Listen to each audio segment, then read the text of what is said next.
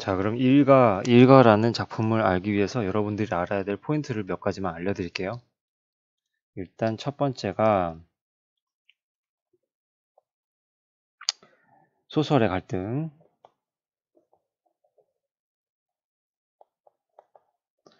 소설의 갈등은 수업 시간에도 말했지만 내적 갈등과 외적 갈등이 존재한다고 했습니다. 그 다음에 두 번째, 소설의 시점.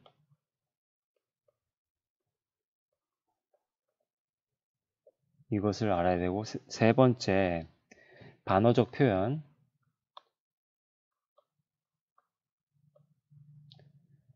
네 번째, 역순행적 구성 방식도 알아야 됩니다. 역순행적 구성 방식. 다음에 다섯 번째, 인물의 성격을 알아야 됩니다. 인물의 성격을 알아야 되는데 주로 행동을 통한 어떤 심리 묘사가 많이 두드러지는 부분인 만큼 특히 삼촌이 아니라 아저씨의 성격을 갖다 파악할 수 있어야 됩니다. 그 다음에 여섯 번째, 엄마와 나와의 갈등이 있죠. 엄마가 편지를 압수한 이유, 이걸 알아야 됩니다. 근데 이게 두 가지로 나뉘어요. 일단 표면적인 이유, 그 다음에 어떤 근본적인 이유가 있습니다. 이 두 가지를 알아야 됩니다. 일단 표면적이라는 거는 그냥 구실이죠, 구실. 근데 진짜 이유는 근본적으로 따로 있는 거죠. 그래서 근본적 이유와 표면적 이유를 구분해서 이걸 이해해야 됩니다. 그 다음에 일곱 번째는 뭐냐면 마지막인데, 마지막 부분, 결론 부분에 나오는 눈물 한 줄기의 의미에 대해서 꼭 알아야 됩니다. 이 일곱 가지만 잘 파악하면은 이 일가라는 소설은 금방 쉽게 정복할 수 있을 거라 생각이 듭니다. 자, 그 다음에 여러분들한테 설명해야 될 내용은 반어적 표현입니다. 반어적 표현. 글자 색깔 다시. 반어적 표현. 반어적 표현이라 한다면 반대로 말하는 거라 생각하면 돼요. 아주 쉽게 반대로 말하는 것. 이걸 왜 지금 얘기하냐면 이 소설의 제목이 일가잖아요. 일가라는 제목에서부터 뭔가 반어적 표현이 느껴진다는 거예요. 반어적 의미가 가지고 있어요. 일가라는 말의 뜻은 뭘까요? 한 가족이라는 거예요. 한 가족이라는 말에서 느껴지는 여러분들의 느낌은 어떻습니까? 바로 떠오르는 어떤 그 이미지라든지 그런 거. 상당히 정이 많고, 그다음에 서로 간에 끈끈하고 때려야 뗄 수 없는 그런 관계 같은 그런 느낌이 들잖아요. 하지만 이 소설 속에 등장하는 이 한이창이라는 주인공의 어떤 가족은 그 자기 가족만 생각하는 친척들에 대해서는 상당히 좀 낯설어하고 부담스러워하는 그런 모습이 등장해요. 그래서 일반적으로 생각하는 이런 한 가족의 의미와 같은 이 일가의 의미에서 벗어납니다. 반대의 좀 속성을 지니고 있죠. 가족 이기주의. 친척도 가족인데 그 친척을 좀 약간 부담스러워하는 그런 행동을 통해서 우리 현재의 가족 이기주의의 어떤 행태, 여러 가지 모습들에 대해서 비판적 입장을 띠고 있다는 걸 알아두면 좋을 것 같아요. 그래서 뭐 시 속에서는 반어법도 많이 쓰이기도 하는데 마찬가지로 어쨌든 반대로 말하는 겁니다. 반대로. 그래서 좀 더 쉬운 예를 들자면 뭐 어린아이가 있는데 그 남자아이가 공 던지는 걸 좋아해서 골목길을 가다가 주택가 유리창을 갖다가 깨부쉈다. 그때 엄마가 옆에서 하는 말이 잘한다 잘해라고 했을 때 그 잘한다는 건 진짜 잘한다는 의미가 아니잖아요. 반대로 말하는 거죠. 그래서 그런 느낌이라고 보면 될 것 같아요. 그래서 이 일가라는 제목 자체가 상당히 반어적 표현을 갖다 담고 있는 내용이다라는 걸 좀 알아두면 될 것 같습니다. 그 다음에 여러분들한테 또 말해줘야 될 건 뭐가 있냐면 역순행적, 빨간색 그냥 쓸게요. 역순행적 구성 방식이라는 게 있는데 일반적으로는 순행적 구성 방식이라고 얘만 빼놓고 생각하면 순행적 구성 방식이에요. 근데 우린 지금 이 역순행적 구성 방식을 알고 싶은 거거든요. 역순행적 구성 방식이라는 게 뭐냐면 일반적으로 소설에서 어쨌든 사건을 얘기하거나 우리들도 뭐 얘기를 하거나 할 때 어쨌든 현재를 기점으로 시간이 계속 흘러가고 있잖아요. 그죠? 미래를 향해서. 계속 어쨌든 현재를 기점으로 계속 시간이 흘러감에 따라서 뭔가 일어난 어떤 사건의 전개 과정을 계속 쭉 말해주는 게 일반적인데, 근데 역순행적 구성 방식은 그렇지 않다는 거지. 자, 일단 현재로 시작합니다. 현재로 시작하는데 현재가 지금 2018년 3월이잖아요. 근데 그 현재 이야기를 막 하다가 갑자기 어디로 가냐면 과거로 빨려 들어가요. 과거의 이야기, 그 뭐 등장인물의 과거 사연, 뭐 그런 걸 얘기할 때 그 과거 이야기를 좀 많이 들어가곤 하죠. 그래서 예를 들자면 2010년 3월의 이야기로 빨려 들어갔다 합시다. 그러다가 다시 또 현재로 돌아와. 2018년 3월로 다시 돌아와. 이런 경우를 역순행적 구성 방식이라고 해요. 이런 경우. 과거로 돌아갔다가 다시 현재로 회귀하는 그런 구성 방식을 역순행적 구성 방식이라고 합니다. 근데 이 일가라는 소설 속에서 역순행적 구성 방식이 등장하니까 특히 초반에 나오거든요. 그 초반에 어느 부분에서 과거로 빨려 들어가는지를 여러분들이 체크하면서 읽는 것도 중요한 포인트라고 생각합니다. 자, 그 다음에 뭐 다섯 번째, 여섯 번째, 일곱 번째 포인트로 말했던 그 인물의 성격이라든지 특히 아저씨의 성격, 그 다음에 엄마가 편지를 압수한 이유, 눈물 한 줄기의 의미, 이런 것들은 차차 지금 일과 이 본문을 갖다가 보면서 한번 전체적으로 의미를 좀 따져보는 그 시간을 갖도록 하겠습니다. 이번 수업은 좀 약간 길어질 것 같으니까 뭐 듣다가 끊어야 되겠다 싶은 부분에서 이제 끊고 이제 나중에 또 보고 하면 될 것 같아요. 굳이 강의를 갖다 2개를 만드는 것보다 그냥 하나로 만드는 게 좀 편할 것 같아서 어쨌든 저는 계속 이어서 강의를 할 테지만 뭐 너무 길다 싶으면 중간에 끊고 다시 또 이어서 보고 하면 될 것 같습니다. 일단 첫 번째 주부터 보도록 합시다. 앞서 올려드렸던 강의에서 여러분들은 그 전체 소설의 전체 내용을 파악했다면 문제가 없어요. 그래서 이걸 뭐 굳이 한 글자 한 글자, 한 문장 한 문장 모두 다 읽으면서 설명을 하고 넘어가진 않겠습니다. 그냥 중요한 부분만 체크하고 넘어가야 될 부분만 설명하고 가겠습니다. 자, 뭐 전체적으로 지금 이 봄방학을 한 날이 시간적 배경으로 제시가 되었고, 그 다음에 뭐 대단히 지금 기분이 좋고 설레는 그런 상황이 나와요. 그죠? 어쩐 일인지 다른 날보다 힘이 남아도는 것 같다. 그 이유가 무엇일까? 미호기 때문이다. 되게 부끄러운 말을 하고 있죠. 그리고 미호기한테 내 마음을 고백하고 싶은데 어떻게 해야 될까? 라고 했더니 아버지는 편지를 보내는 게 답이다. 라고 얘기했어요. 자, 근데 여기서 이 과거로 들어가는 시점, 아까 말했던 역순행적 구성 방식의 그 과거로 빨려 들어가는 시점이 있습니다. 거기가 어딘지를 좀 잘 찾아보세요. 어딜까요? 나는 지난주 월요일에 미호에게 편지를 보냈었다. 여기부터 과거로 이제 들어가는 것 같아. 내가 미호에게 관심이 있다는 걸 어떻게 표현할지 모르겠다고 아버지한테 말했더니 이 아버지한테 말한 건 이제 과거로 들어가는 거잖아요. 과거 시점. 과거의 시점을 얘기하잖아요. 현재 지금 여기 뭐 자전거 그냥 타고 가기로 했었는데 갑자기 과거 이야기를 꺼내. 그러니까 역순행적 구성 방식이 나왔죠. 그죠? 자, 근데 어쨌든 촌스럽지 않을까요? 했는데 결국엔 아빠가 뭐 편지 때문에 엄마랑 이렇게 결혼하게 되었다. 그러니까 너도 해봐라 라고 해서 어쨌든 그 편지를 쓰기 시작했죠. 근데 미호기랑 결혼하기 위해서는 빨리 나이 먹어야 될 것만 같다라고 이렇게 얘기하는 걸 봐서는 상당히 순수한 청소년의 서술자의 특징이 좀 보인다고 볼 수가 있어요. 자, 그 다음 이 소설의 서술자가 청소년이라고 해서 좀 순수한 측면이 좀 있다라고 선생님이 설명을 했었는데 여기서 뭐 나중에 또 언급하면서 말하겠지만 이 서술자 나의 특성에 대해서 좀 언급할 필요가 있어요. 서술자가 청소년인데 청소년을 서술자로 내세움을 해서 얻어지는 효과가 뭐 일단은 이렇게 생각하면 돼요. 상당히 첫 번째 특징 간단하게 말해줄게요. 일단은 성장하는 인격체입니다. 두 번째 변화, 뭐 비슷한 맥락이라고 볼 수 있어요. 그 다음에 세 번째가 어떤 순수한 눈을 지녔다고 보면 돼요. 그래서 그 청소년이라는 그 특성상, 그 나이대 특성상 어떤 일과 사건을 갖다가 겪음으로 해서 점차 성장해가는 의식이 성장하는 거지. 기본적으로 의식 성장이라고 보면 돼요. 뭔가 철들어가는 거죠. 그 모습을 이 소설에서 결말까지 이제 가기까지의 과정에서 그게 보입니다.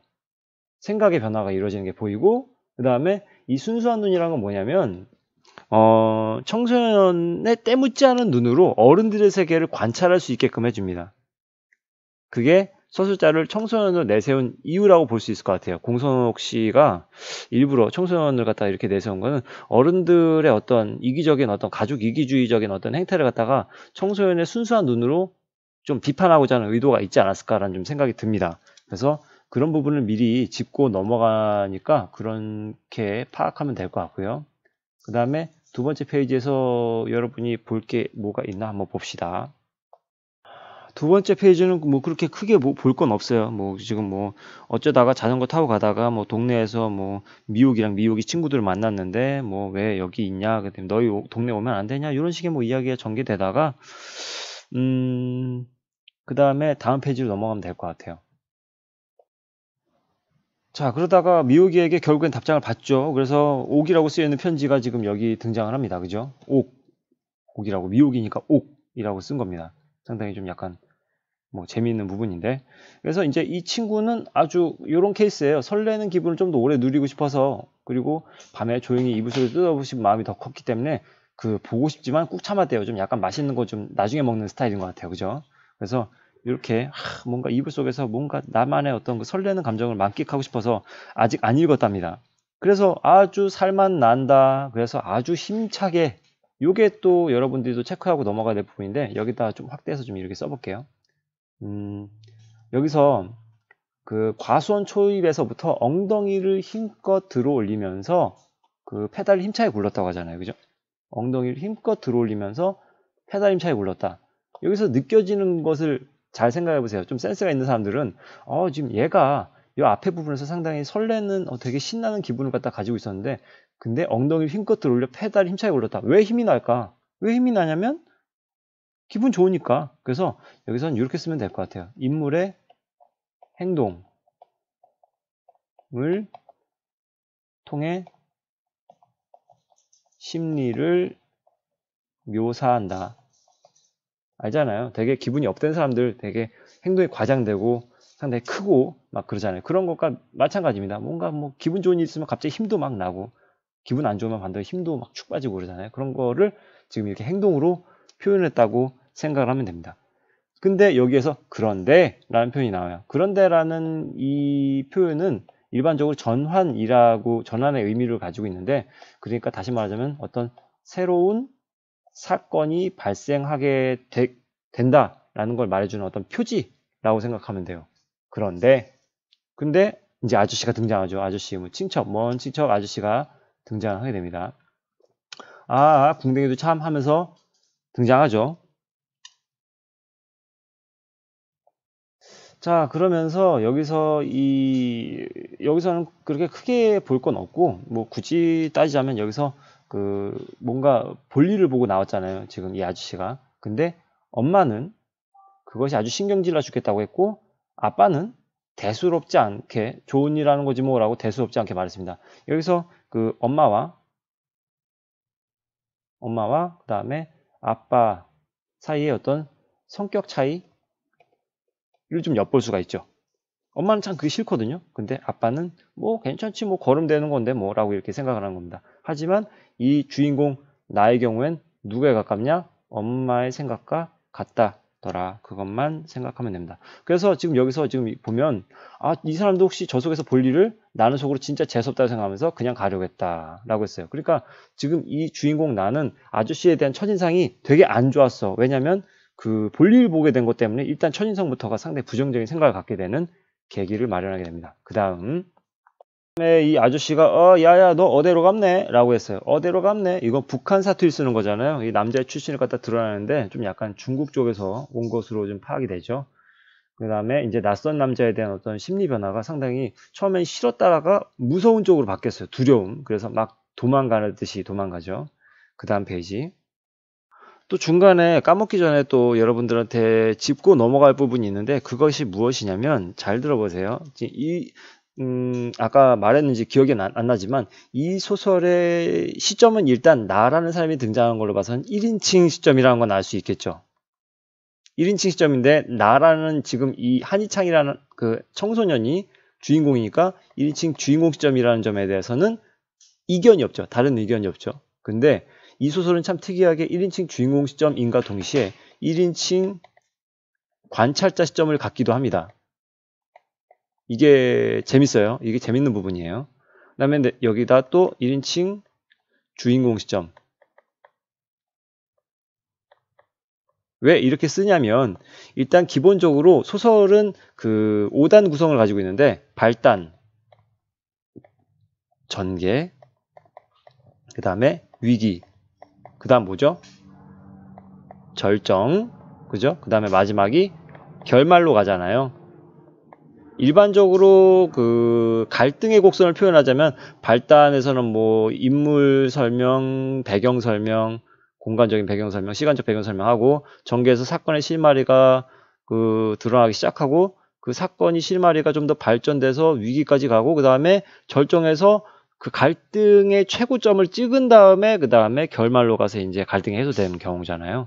근데 지금 이 소설은 그 5단 구성에서 봤을 때 여기까지가 1인칭 주인공 시점이에요.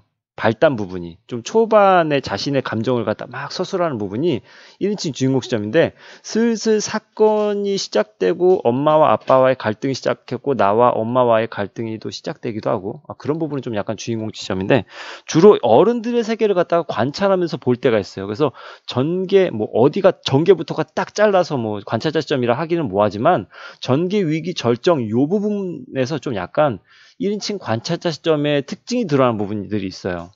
본인이 주인공이긴 한데 엄마 아빠와 아저씨와의 어떤 묘한 어떤 행동 변화라든지 그런 심리 묘사를 같은 걸 좀 이렇게 세밀하게 관찰하는 부분이 등장하거든요. 그래서 1인칭 관찰자 시점도 있고 그 다음에 종국에 가서는 마지막에 결말 가서는 자신의 깨달은 바에 대해서 얘기하고 뭔가 그 슬픔에 눈물을 흘리기도 하기 때문에 자신의 감정을 주로 얘기하기 때문에 1인칭 주인공 시점이 또 나옵니다. 그래서 1인칭 주인공 시점 나왔다가 중간 부분에 관찰자 시점 좀 등장하다가 1인칭 주인공 시점으로 다시 돌아가는 그런 묘한 서술자의 시점에 있어서는 그런 묘한 특징을 가지고 있다는 걸 미리 또 말씀을 드릴게요. 자, 그 다음에 이 소설 다시 한번 들어가면 여기서는 딱히 설명할 게 없습니다. 넘어가겠습니다. 자, 이 부분에서는 여러분들이 눈여겨봐야 될 건 그 아저씨를 대하는 인물들의 태도의 어떤 차이에 대해서 좀 여러분들이 좀 집중해서 볼 필요가 있어요. 어쨌든 지금 뭐 그 주인공 나의 집에 아저씨가 찾아온 거잖아요. 근데 처음 보는 것도 아닌데 왜 악을 지르고 그러네. 그래서 눈을 찡긋해 보이기까지 한다라고 했는데 이 눈을 찡긋해 보이는 요런 제스처는 친근감의 제스처거든요. 친근감.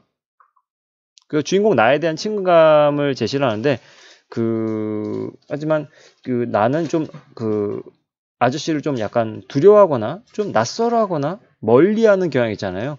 이런 친근감을 보이는 것은 나의 태도와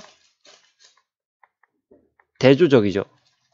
좀 반대죠. 나는 아저씨를 좀 두려워하거나 무서워하거나 좀 싫어하는데 아저씨는 나를 향해 눈을 찡긋해 보인다. 친근감을 표현을 한다는 것은 상당히 태도가 대조적이라는 걸 좀 알아두면 좋겠고 그 다음에 이 나의 어머니도 마찬가지예요. 네, 연변서 오신 그분인가요? 라고 하니까 연변이라니요. 어째 사람들은 중국서만 왔다면 고저 다 연변서 왔다고 알고 있습니까? 저는 저 랴오닝성 다롄서 왔지요. 그랬더니 엄마가 얼굴이 빨개졌어. 엄마가 얼굴이 빨개졌다는 거, 벌개져 버렸다는 것은 좀 약간 그 아저씨가 편하니까 얼굴이 빨개진 건 말이 안 되거든요. 그러니까 좀 약간 내외한다고 해야 되나요? 좀 약간 낯설어하거나 역시 또 좀 약간 어려워하는 그런 부분이 있죠. 그래서 지금 이 아저씨는 또 엄마한테도 상당히 친근감 있게 굴지만 아까 위와 마찬가지로 아저씨를 대하는 태도가 아저씨는 친근감 있게 다가가지만 나와 엄마는 이렇게 쓸까? 아저씨와 나와 그 다음에 엄마의 태도 달라요. 이 사람들은 낯설어. 어려워해.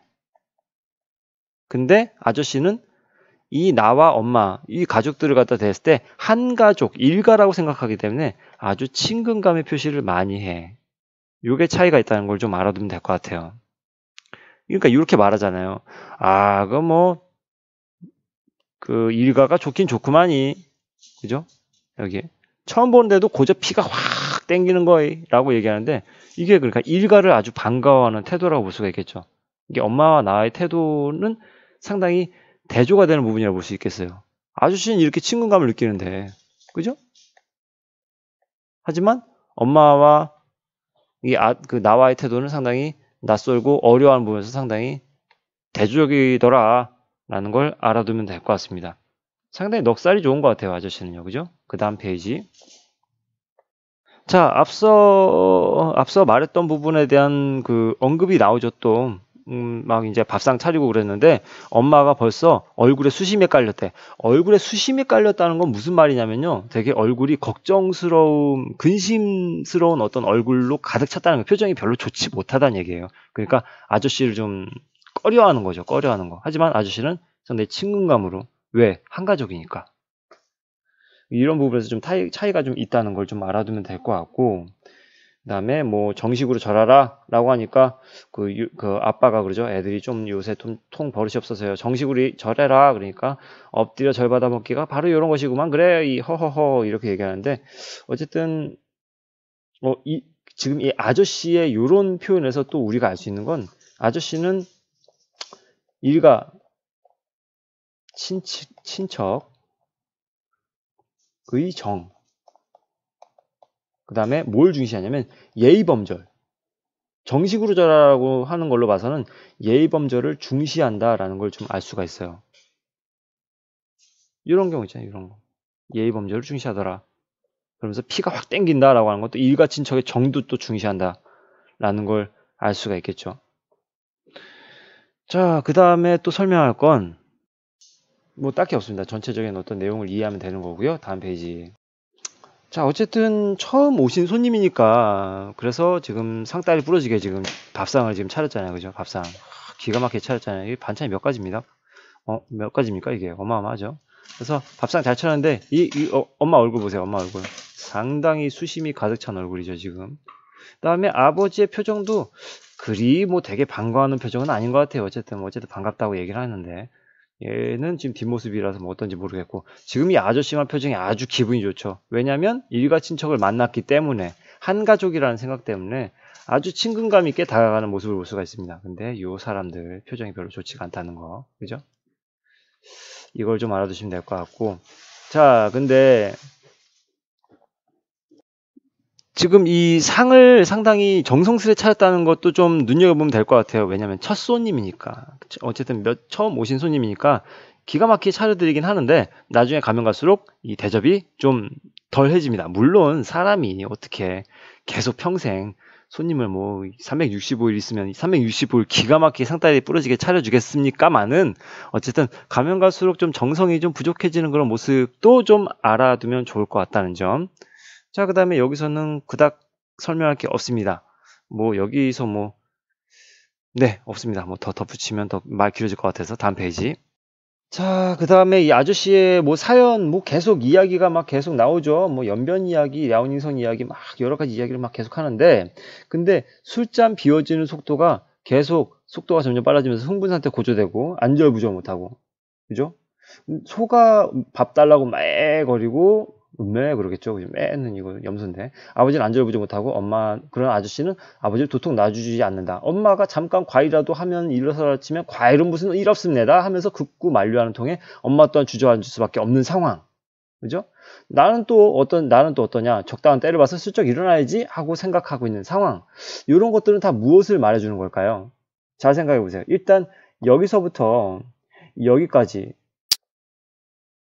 그죠? 아버지는 안절부절 못해. 엄마는 과일 내가려고 그냥 자리에 일어서려고 그래. 나는 적당한 때 봐서 나가야지 하는 걸, 이런 모습들을 봐서는 결론적으로 지금 상당히 자리를 뜨고 싶은 가족들의 모습이 보이는 거죠. 그죠?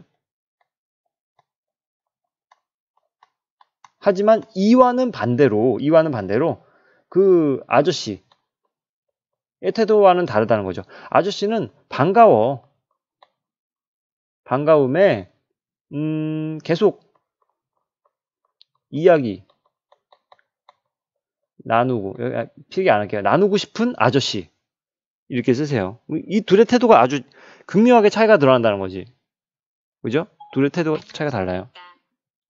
갑자기 뭐 시리가 왜 켜진? 그 다음에 요것도 좀 알아두세요. 요 참 하는 거, 이거. 그놈들 궁뎅이 또 참, 이런 거. 이 아저씨 말투거든요. 이 아저씨 말투인데, 이 아저씨 말투가 나중에는 나에게도 그 다음에 뭐 나의 엄마한테도 아빠한테도 이 말투가 옮겨갑니다. 그러니까 뭐 모르는 사이에 부지불식간에라고 표현하죠. 부지불식간에 정서적 거리가 좀 가까워졌는지 닮아가는 모습이 보여요. 그건 뭐 나중에 보면 알 것 같고, 그 다음에 그 마지막 줄에 있는 부분 요것도 좀 짚고 넘어가면 좋을 것 같아요. 어쨌든 몇 날 며칠을 갖다 지냈는데 밥때가 되면 마당을 들어서면서 재수씨 밥 안 준네까 배가죽이 아주 등가죽이가 붙었습니다 라고 얘기하는데, 이런 우렁차게 우렁우렁하게 소리치는 표현들, 사실 이런 표현들은 일반적으로 손님으로 생각하는 가족들에게는 상당히 몰상식한 행동으로 여겨져요. 되게 좀 낯짝 두껍다라고 생각할 수도 있거든요. 죄송합니다. 근데 이 아저씨가 왜 이렇게 행동하는지는 알죠. 한 가족이라 생각하기 때문에 아주 스스럼 없이 그냥 자기 의사를 표현하는 거예요. 하지만 가족들은 그렇지가 않다. 좀 낯설게 보기 때문에, 좀 부담스럽게 생각하기 때문에 이런 말들을 상당히 몰상식한 행동으로 여길 거라는 걸 좀 언급하고 넘어가겠습니다. 그 다음 페이지. 자, 그러면서 이제 여기서부터 이제 슬슬 갈등이 시작되죠. 갈등. 아까 말씀드렸던 그 소설 속에서의 갈등 중에서 내적 갈등, 외적 갈등이 있는데 어떤 갈등이 있는지를 한번 보세요. 일단은 뭐 나는 이 아저씨를 좀 약간 부담스러워 하는데, 그래서 싫어서 아빠한테 이렇게 말하죠. 아저씨 언제 가요? 라고 하니까 아버지가 너 보기보다 너 이제 보니 아주 버릇없는 놈이구나. 손님 오셨으면 계시는 동안 불편하지 않도록 잘 보실 생각만 해도 모자랄 판국에 뭐 언제가 예끼놈 이라고 하는데, 가벼운 어떤 아버지와 나 사이의 어떤 외적 갈등이 잠깐 발생했죠. 그 다음에 이제 본격적인 외적 갈등이 시작됩니다. 아버지한테는 이 말이 안 먹히니까 엄마한테 엄마 저 아저씨 언제 간대요? 라고 얘기해요. 그러니까 낸들 아니 라고 해요. 자, 그러면서 엄마의 어떤 속마음이 이제 들어갑니다. 아무리 읽어도 저건 몰상식이야. 그러니까 맞장구 치면서 몰상식, 맞아 몰상식 이라고 하는데, 진짜 본격적인 구체적인 어떤 불평 불만들을 쫙 나열하고 있죠. 그죠? 그래서 가족처럼 스스럼 없이 대하는 아저씨에 대한 불만이 있다고 뭐 자습서에 이렇게 설명이 되는데, 맞습니다. 아저씨는 정말 그냥 스스럼 없이 한 가족이기 때문에 편안하게 얘기하는데 그것을 엄마는 상당히 부담스러워하는 거죠. 근데 여기서부터 아주 재밌습니다. 야, 너 근데 요새 너 뭐하고 돌아다니니? 라고 하면서 갑자기 화살이 나한테 날아와요. 그러니까 당황한 내가 뭘요? 라고 하니까 엄마가 네 책상 위에 있던 웬 여학생에서 온 편지 내가 압수했다! 라고 얘기해요. 바로 이것이 갈등의 계기가 되는 거죠. 그죠? 갈등의 계기. 일단 오기의 편지가 엄마와 나 사이를 갈라놓게 된 큰 문제가 되는 어떤 소재라고 볼 수가 있겠습니다. 그래서 미호계에게서 온 편지, 나지막한 목소리로 조용히 말했다. 왜냐면 뭐 어쨌든 어린이 취급받을 것이 확실하기 때문에, 이런 식으로 나오는데, 그럼 일단 미리 여기 옆에다가 적어볼게요. 여기서 갈등이 일어나는데 여기서 외적 갈등이죠. 그죠? 분명 외적 갈등이죠. 그러니까 주인공인 나와 그 다음에 엄마 사이에 갈등이 일어나는 겁니다. 일단 나의 입장은 엄마 그 편지 내 거니까 돌려주세요. 편지 줘요 라고 얘기하는 거고, 엄마는 공부하는 애가 공부에 지장 줄 수 있는 그런 물건을 내가 돌려주겠니? 못 줘 라는 얘기죠. 공부 때문에. 이게 외적 갈등이 나타났다 라는 걸 미리 언급하고 넘어가겠습니다. 다음 페이지. 자, 그 다음에 여기서는 뭐가 등장하냐면, 그 앞서 말씀드렸던 포인트 중에서 그 엄마가 편지를 압수한 표면적 이유와 근본적 이유를 알아야 된다고 했잖아요. 여기서 드디어 표면적 이유가 나와요. 뭐냐면, 자기한테 온 편지를 제대로 간수도 못하는 애한테 내가 왜 주냐? 라고 얘기해요. 이 부분이 바로 표면적 이유. 진짜 이유는 아닌 거지. 간수 못하는 놈한테 줄 수가 없다라고 얘기하지만 진짜 이유는 따로 있는 거예요. 진짜 이유는 뭔데? 바로 찾아보세요. 뭐예요? 요겁니다. 너 공부에 지장 있으니까 그렇다. 왜? 이제 3학년인데 이성 문제에 휩쓸리다 보면 바닥으로 떨어지는 순간이야. 숨기리 마라. 사귀다가 성적 꼴등 났잖아. 이게 그러니까 어쨌든 요 부분, 이것이 바로 진짜 근본적인 이유, 진짜 이유죠. 이걸 좀 알아둘 필요가 있어요. 그러니까 엄마가 편지를 압수한 표면적인 이유, 그냥 뭐 진짜 이유는 아닌데 그냥 뭐랄까요, 변명거리를 대는 어떤 이유라고 볼 수 있겠죠. 그것은 편지를 주인공 나가 제대로 간수하지 못했기 때문이고, 근데 진짜 엄마가 이 편지를 달갑게 여기지 않고 뺏어가는 이유는 이성 문제에 휩쓸려서 공부에 지장을 줄까봐 라고 보면 될 것 같습니다. 그 다음 페이지. 자, 이 페이지에서는 지금 미리 필기가 되어 있는데, 사실 말하자면 지금 그 녹화 버튼을 누른지도 모르고 지금 막 혼자 막 떠들다가 지금 이렇게 됐습니다. 어쨌든 다시 설명할게요. 여기 이 부분에 본격적으로 이제 엄마와 나 사이에서의 어떤 첨예한 갈등의 극에 치달으는 부분이 나오죠. 그죠? 뭐, 어쨌든 엄마가 편지를 뺏어간 것에 대해서 분노해서 막 여기저기 뒤지는 모습 보고 엄마는 또 완전 미쳤구만 이라고 얘기하면서. 근데 여기서 아빠가 이제 갈등이 태풍의 눈에 들어옵니다. 그러면서 이제 다른 배틀이 시작되죠. 이제 엄마와 아빠 사이에 갈등이 시작되는데, 엄마가 먼저 말합니다. 뭐라 말하냐면, 아니 당신 아들 좀 보소, 여자한테 온 편지 찾는다고 눈이 붉어져 있어. 그러니까 아빠가 드디어 편지가 오긴 왔구나, 축하한다 야 라고 했는데, 미리 필기했지만 아들의 교제에 대해서 아주 긍정적인 태도를 보이고 있음을 알 수가 있어요, 아빠가. 근데 아들이 그러죠. 편지가 오면 뭐해, 엄마 뺏어가서 돌려주지 않는 걸, 우는 소리 하니까 이제 아빠가 이제 여기서부터 이제 화가 나기 시작하는 거죠. 여보, 당신 왜 그래? 창희한테 온 편지를 왜 당신이 가져? 라고 얘기하죠. 그러니까 엄마는 그걸 몰라서 물어요. 공부에 방해되니까 그런 거죠? 이렇게 얘기하는 거예요. 그러니까 아빠가, 여보, 당신 이제 보니 참 야만인이군. 어떻게 그래, 아니, 어떻게 자식한테 온 편지를 갈취해? 라고 했는데, 이 갈취라는 부분에다 이렇게 동그라미 표시한 이유는 표면적인 원인이기 때문이에요. 그러니까 아빠와 엄마 사이에서의 이제 배틀이 시작됐단 말이야. 싸움이, 외적 갈등이 시작됐는데, 여기서의 어떤 근본적인 어떤 원인은 따로 있어. 그게 뭐냐면 아저씨예요.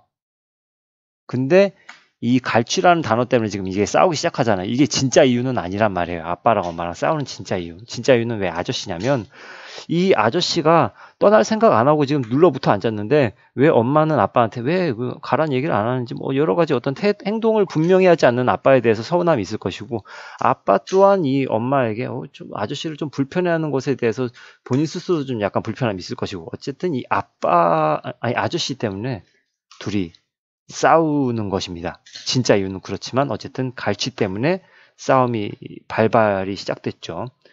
그 다음 페이지로 넘어가겠습니다. 자, 그 다음에 여기서부터 이제 아까 말씀드렸던 소설의 어떤 시점에서 1인칭 주인공 시점의 속성보다는 1인칭 관찰자 시점의 성격이 두드러지게 나타나는 부분이 이 부분이에요. 그러니까 이 둘의 싸움을 갖다가 관찰하고 있잖아요. 그죠? 주인공인데. 그래서 1인칭 주인공 시점이 아닌 관찰자 시점의 특징이 드러나는 부분이라고 볼 수가 있겠고, 엄마 아빠의 언성이 점점 높아지고 있고, 그죠? 엄마 아빠의 점점 목소리가 높아지고 있는 부분이 나오는데, 여기서 중요한 부분이 나오죠. 아까까지는 외적 갈등이었는데 여기서 내적 갈등이 있습니다. 이제 내적 갈등이 드러나는 부분이 있는데 어딘지 한번 찾아보세요. 잘 찾아보면 한번 스페이스바 버튼 누르고 일시 정지해 두고 이 부분은 이 안에 있거든요. 뭘까? 이 부분이죠. 찾았습니까? 책임이 있는 사람이 할 일은 오직 하나, 이 싸움을 말려야 한다. 그러나 그 순간 도망치고만 싶었다. 이 부분이 나의 내적 갈등이죠. 마음속으로 두 가지 마음속에서 싸우는 거죠. 말려야 된다, 혹은 도망치자. 둘 중에서 고민하는 거죠. 내적 갈등. 그죠? 자, 그 다음에 이제 이 주인공 나의 어떤 고뇌가 드러납니다. 뭐 여러분들도 이런 경험이 있을지 모르겠지만, 엄마 아빠가 싸우게 되면 상당히 나는 어떻게 해야 될지 모르겠고, 몸둘 바를 모르겠고, 어디로 가야만 될 것만 같고, 되게 외로워지고 고독해지고 그러잖아요. 지금 이 주인공 나가 그러죠. 벽에 등을 기대고 가만히 앉아 있었다. 그러더니 고독감이 밀려왔고, 엄마 앞에서 사춘기도 못 벗어난 아이처럼 굴 때는 언제고, 또 이럴 때는 꼭 누구고 나를 책임질 수 없는 이 세상에 오직 나만이 나를 책임져야 하는 나이를 먹어버린 것 같은 기분이 들었다. 뭐 쉽게 말하자면 이것은 고독감이죠. 고독감을 아주 몸소 깨닫고 있는 그런 모습이라고 볼 수가 있겠습니다. 그 다음 부분에서는 크게 설명할 수 있는 부분이 마지막 부분에 있는데, 이 윗부분에 이 싸움 부분도 참 재밌습니다. 이 둘이 싸우는 거 참 재밌습니다. 갈취라고요? 갈취. 어떻게 그렇게 가르쳤다도 아니고 갈취라는 말을 나한테 할 수 있어? 갈취. 당신 이쯤 되면 이제 막 나가자는 건 뭐야? 갈취라고 하잖아요. 그죠? 이 아저씨는, 그러니까 이 아빠는 상당히 싸움의 대가인 것 같은데, 냉장고에서 그 와중에 주전자에 메시지를 담고 냉장고에서 안주할 만한 걸 찾다가 적당한 것이 없는지 냉장고 문을 꽝 닫고 찬장에서 멸치 한 주먹과 그 다음에 고추장을 꺼내서 쟁반에 담아 들고 나가면서 다시 한번 칼취라고 아무렇지 않게 얘기하고 나간 걸 봐서는 싸움의 달인입니다. 근데 중요한 건 이게 아니라 바로 요게 중요한 거지. 나는 알고 있었다. 사실 엄마 아빠가 저렇게 대립할 수밖에 없었던 밑바닥 감정에는 분명 아저씨가 존재가 작용하고 있다는 거. 요게 그러니까 아저씨의 존재가 이게 이 둘 엄마와 아빠 사이의 갈등의 근본적 원인이라는 거죠. 그죠? 근본적 원인이 등장했어요. 근데 이 상황을 자습서에서는 이렇게 써 있어요. 이 상황을 냉철하게가 뭔지 알죠? 냉정하고 아주 빠릿빠릿한 판단력으로 냉철하게 판단하고 있는 나의 모습을 볼 수가 있습니다. 그죠? 자, 이번 페이지에서는 그 인물 간의 외적 갈등과 나의 내적 갈등을 갖다 지금 이렇게 미리 적어놔 봤는데 요거 한번 참고해서 이렇게 아이고 글자가 날라갔네요. 어쨌든 이상해졌는데 참고해서 적는 것도 상관없을 것 같고 요 부분의 내용에서는 이제 어쨌든 엄마 아빠가 싸우고 뭐 그렇기 때문에 그런 뒤에 지금 이 주인공 나는 그 엄마를 지나치게 슬프게 만든 것에 대해서 아빠가 좀 이렇게 고통을 좀 느껴야 되지 않느냐 무언의 압력과 같은 거예요. 그러니까 아빠한테 삐진 거죠. 자, 그런 내용이 등장합니다. 그 다음에 다음 페이지. 자, 이번 페이지에서는 뭐가 중요한 거냐면은 쟁반이 좀 초라해진 거 요거를 좀 알아두면 될 것 같습니다.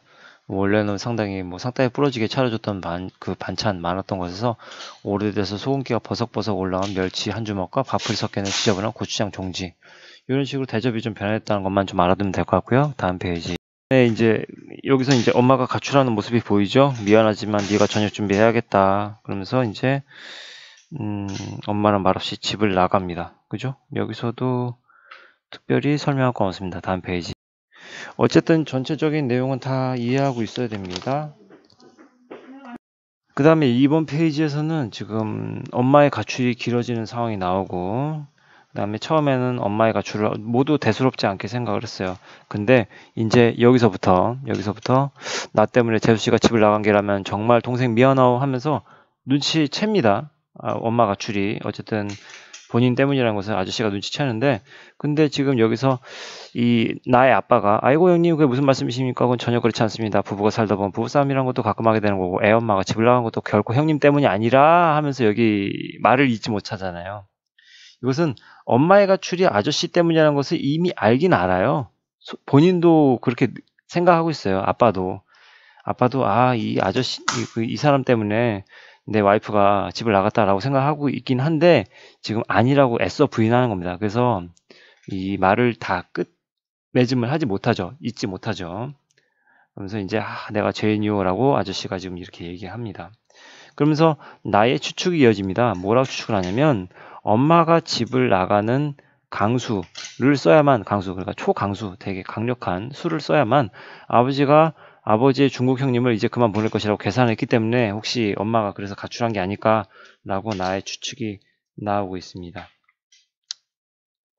그 다음에 어쨌든 이미 그 편지는 또 그 주인공 나가 받은 편지는 이미 시효가 끝났어요. 어떤 기간이 끝난 거죠. 기간이 끝난 편지임을 확인하고 돌려준 것이 이미 틀림없었고 근데 그 내용은 내가 정말 나를 좋아한다면 교회 느티나무 밑으로 와라.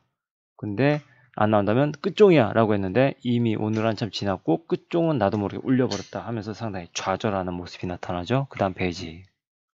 그러면서 이 주인공 나는 계속 본인 스스로의 상황을 냉철하게 판단하면서 생각을 해봅니다. 생각을 해보는데 어쨌든 미호가 끝종이 난 건 사실이고 근데 또 엄마가 없으니 상당히 좀 슬픈 겁니다. 그래서 엄마가 내 편지를 뜯어보지 않았을 수도 있지 않은가. 유효기간 끝난 줄 모르고 그저 엄마가 잘못했다 싶어 돌려준 것인지도 모른다. 그런 생각하니 엄마 없는 집안이 사람 사는 집 같지가 않다. 엄마가 없으니까 엄마의 부재로 인한 슬픔이 생기죠. 그래서 여기서 중요한 뭐가 나옵니까? 앞서 그 포인트에서 말한 그러니까 눈물 한 줄기 바로 여기 눈물 한 줄기가 볼을 타고 흘러내렸다 라고 얘기하는데 여기 눈물 한 줄기의 의미가 이겁니다. 일단 엄마의 부재로 인한 이렇게 쓸게요. 부재로 인한 외로움. 그것과 자습선이 이렇게 써 있어요. 그렇게 쓰면 됩니다.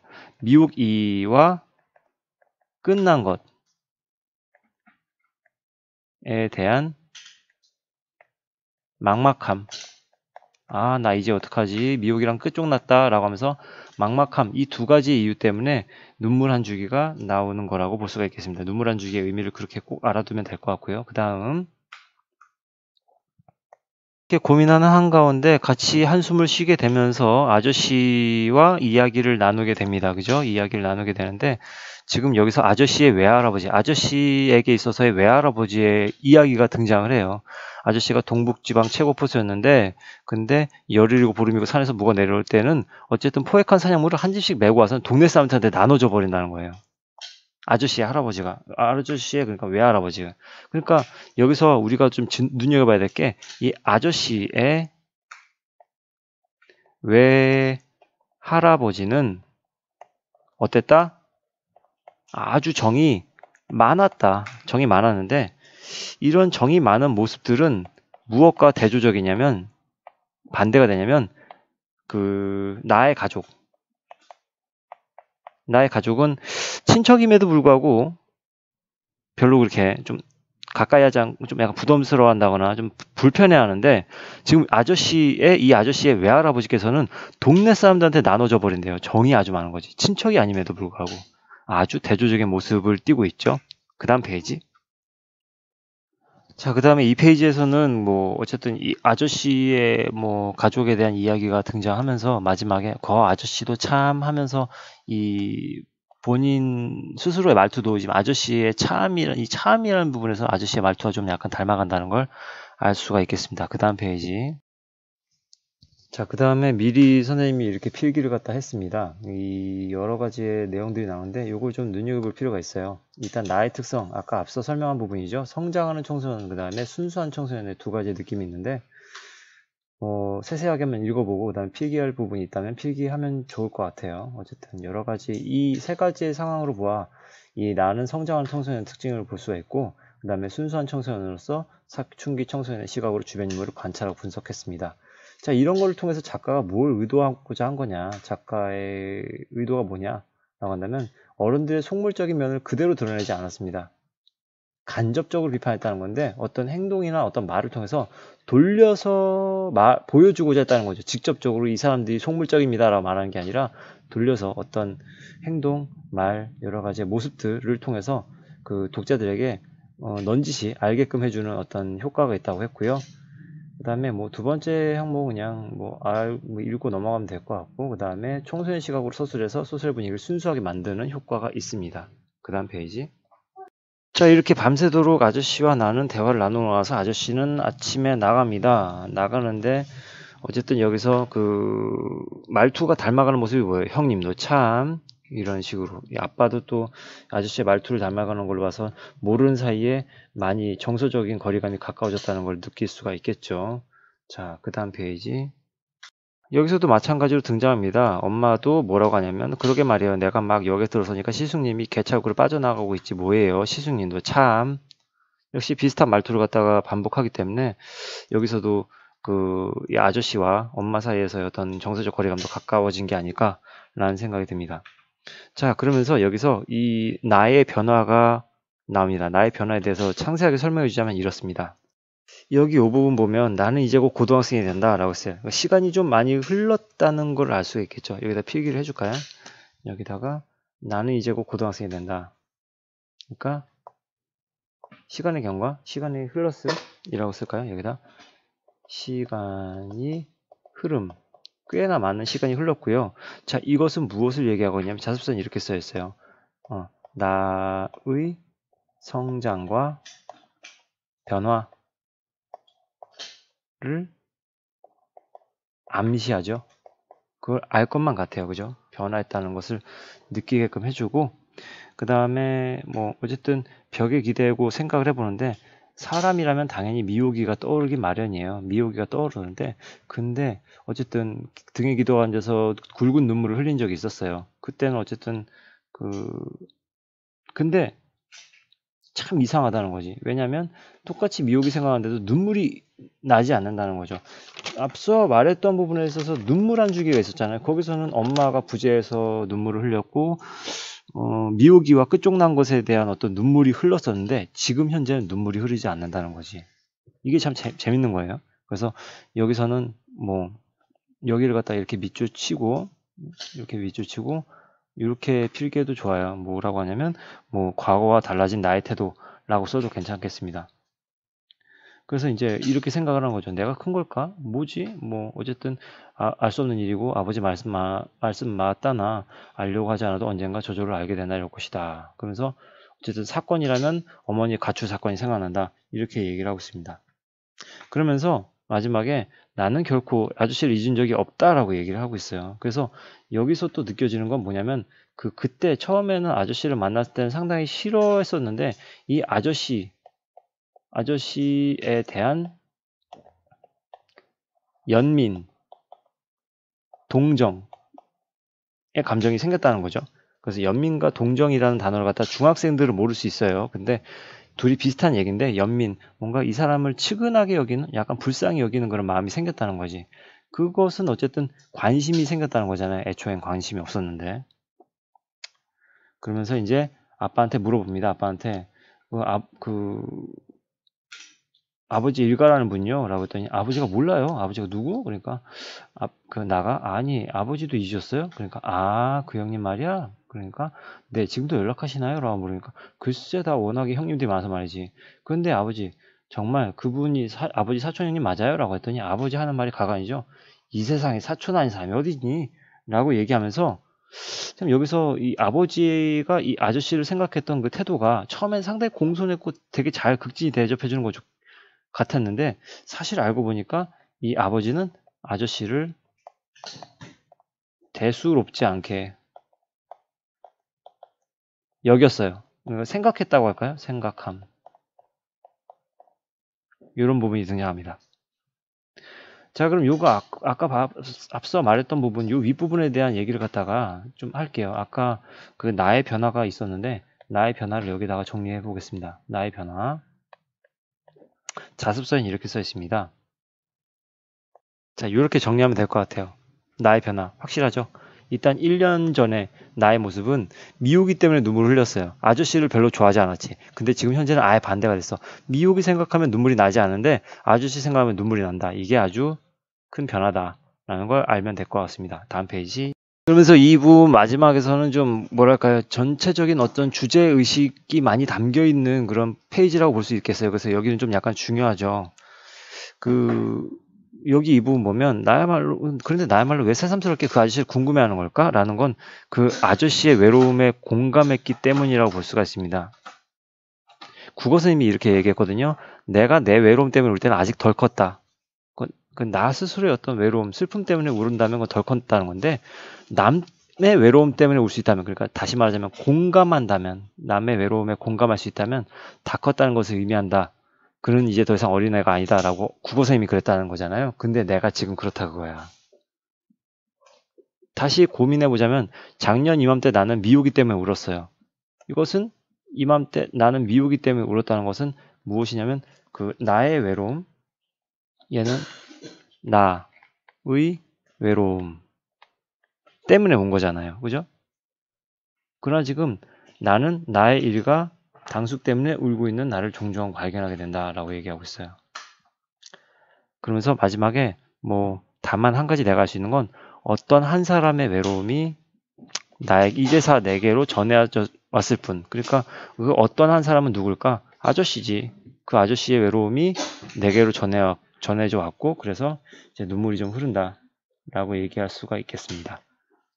그래서 여기서는 나의 눈물의 의미를 좀 알아야 됩니다. 나의 눈물의 의미 여기에다 정리를 해놨는데요. 1년 전에는 나의 외로움 때문에 눈물을 흘리지만 현재는 남의 외로움 때문에 남의 외로움에 공감하면서 눈물을 흘렸다는 것. 이 말인즉슨 다시 말하자면 자신의 외로움이 아닌 남의 외로움 때문에 울 수 있을 정도로 성장했음을 알 수가 있습니다. 자, 그 다음에 자, 다 왔습니다. 이제 핵심 정리만 남았습니다. 갈래, 현대소설이죠. 요즘 만들어진 거니까요. 짧으니까 단편. 그 다음에 그 성장하는 청소년의 모습이 담겨있기 때문에 성장소설. 심리를 많이 나타내니까 심리적이고 성격이고요. 그 다음에 반어적에 대해서 설명했었죠. 제목 자체가 반어입니다. 시점, 1지 주인공 시점, 관찰자 시점 나타난다고 했고 주제 보시면 되고 특징 참고하시면 될 것 같습니다. 이상 강의 마치도록 하겠습니다. 오랜 시간 들어주셔서 감사합니다.